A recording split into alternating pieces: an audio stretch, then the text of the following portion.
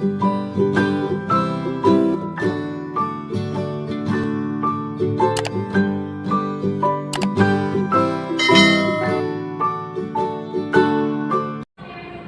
to IC School Ukada YouTube channel.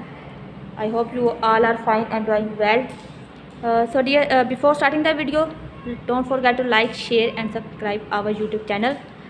Dear students, in this video we will learn how to use cut markers and do paper presentation in a very authentic way to get full marks in your board exam.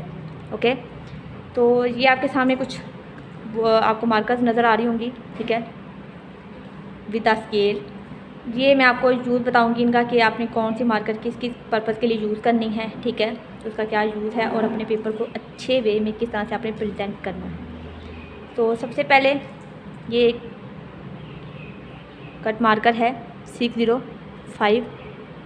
I try to show you, yes 605। इसका जो cut होता है ना वो थोड़ा सा broad होता है, ठीक है। इसे हेडिंग के लिए जो हेडिंग की अंडरलाइनिंग होती है उसके लिए यूज़ करते हैं और स्पेशली मार्जिन लाइन वगैरह लगाने के लिए इसको यूज़ किया जाता है। ओके, सिमिलरली ये भी एक कट मार्कर है जो कि 604 है। I try to show you clearly, yes 604।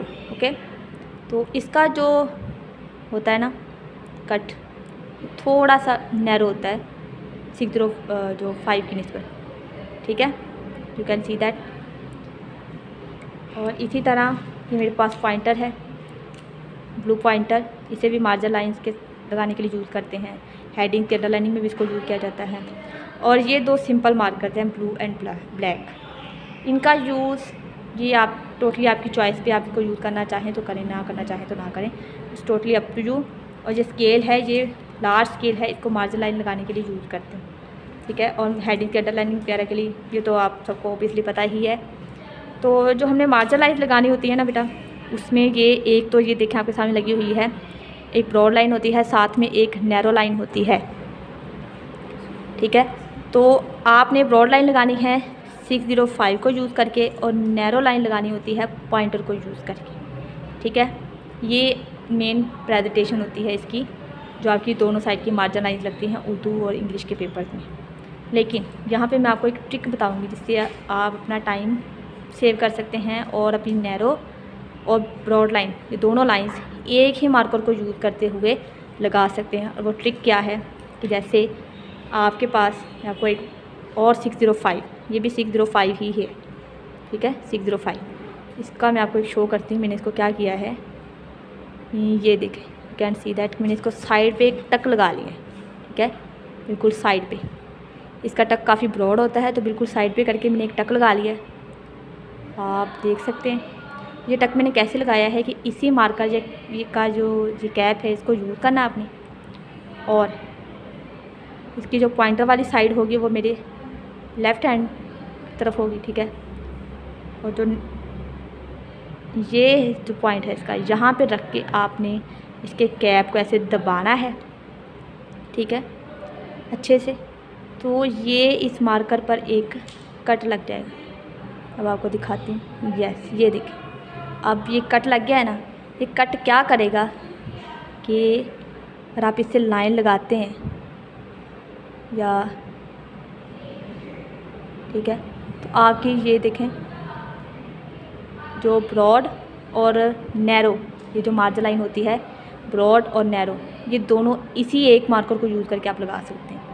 ये एक टाइम सेविंग ट्रिक है कि इससे ये होता है कि आपको बार बार पहले आप लगाएं ब्रॉड मार्कर को यूज़ करके 605 को यूज़ करके लगाएं, फिर उसको रखें, फिर पॉइंटर लें, फिर उसको यूज़ करके जो नैरो लाइन लगाएं, तो इस तरह से थोड़ा सा टाइम लग जाता है, ठीक है।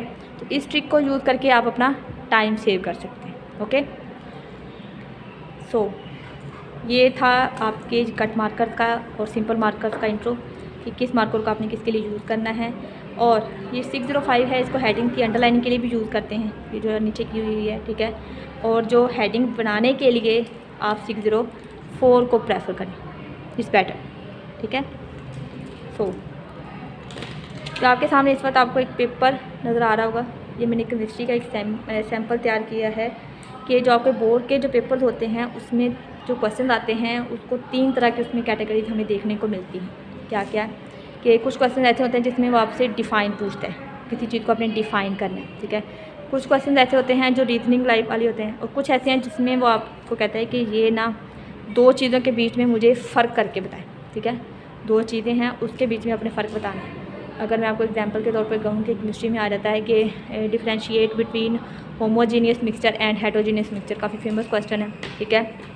Differentiate between organic and inorganic chemistry, ठीक है, लाइक दैट, इस तरह के क्वेश्चन आते हैं। तो हैथ जो एक कैटेगरी का क्वेश्चन है उसको किस वे में सॉल्व करना है, उसकी प्रेजेंटेशन कैसे करनी है, वो आज की इसकी वीडियो में आपको पता चलेगी, ठीक है।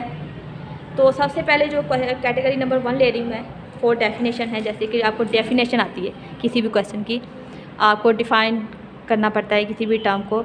जहाँ पे जैसे एग्जांपल के तौर पे मैंने ली हुई कि आपको क्वेश्चन आ जाता है कि डिफ़ाइन मिक्सचर, तो ये एग्जाम्पल ही है, कोई भी हो सकता है, कोई भी टर्म यूज़ करते हैं, बस उसकी डिफ़ाइन पूछेगा, आपको उसको डिफ़ाइन करना होगा, डेफिनेशन लिखनी होगी उसकी। तो इसको आप कैसे करेंगे कि आप मार्जिन लाइन आपकी लगा लेंगे, ठीक है।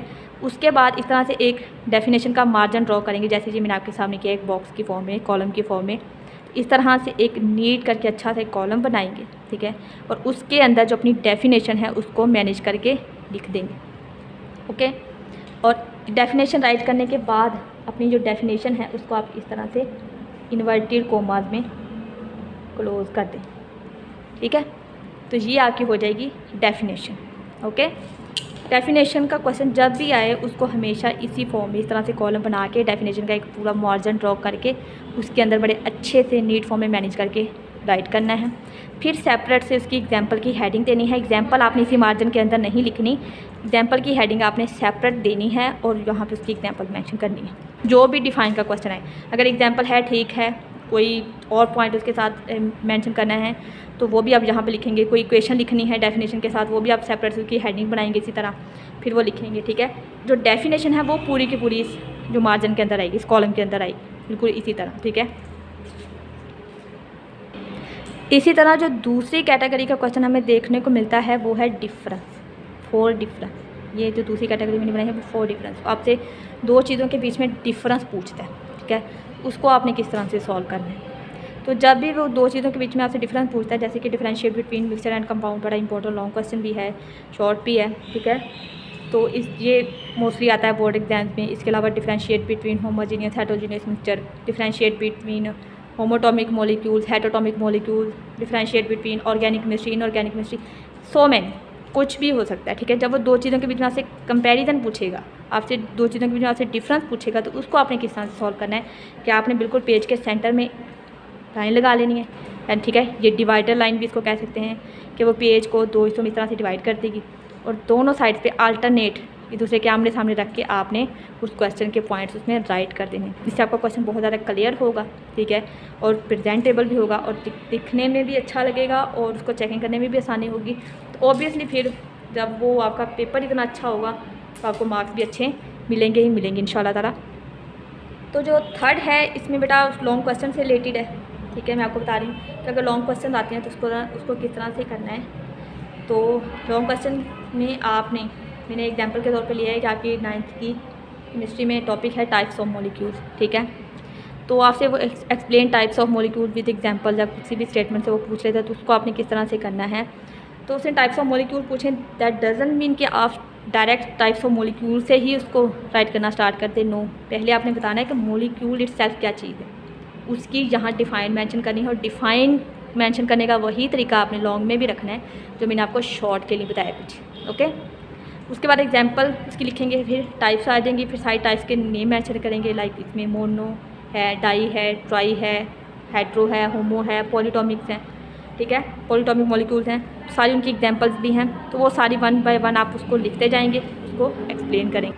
अगर आपसे जब ज़ाहिर आपको पता है कि आपके सामने वो सारी टाइप्स हैं तो हर टाइप की डेफिनेशन आपको करवाई गई होगी, ठीक है। तो वो आपने इसी तरह मार्जिन बना के डेफिनेशन का कॉलम बना के उसके अंदर राइट करनी है, फिर एग्जांपल की हेडिंग देनी है, वो लिखनी है, इसी तरह diatomic, triatomic and so on. इसी तरह से अपना ये सारा क्वेश्चन आपने सॉल्व करना है। लेकिन अगर क्वेश्चन आ जाता है डिफरेंस में, जैसे कि differentiate between compound and mixture, भी लॉन्ग क्वेश्चन आता है, तो वो आपने उसका वैसे ही बनाना है जैसे मैंने आपको बताया है, बिल्कुल इसको डिवाइड करके अल्टरनेट फॉर्म में आमने सामने रख के उनको अच्छे से राइट करना है, ठीक है।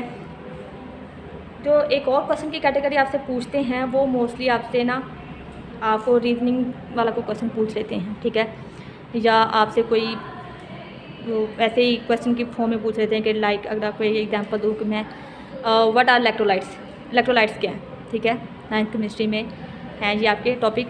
तो इलेक्ट्रोलाइट्स व्हाट आर इलेक्ट्रोलाइट्स, तो आपने सिंपल ऊपर इलेक्ट्रोलाइट्स की क्या करनी है, तो इसमें आप सिंपल जैसे पूछता है व्हाट आर इलेक्ट्रोलाइट्स, आप उसकी सिंपल हेडिंग देंगे, ठीक है, और पैराग्राफ की फॉर्म में सारा वो क्वेश्चन लिख दें, ठीक है।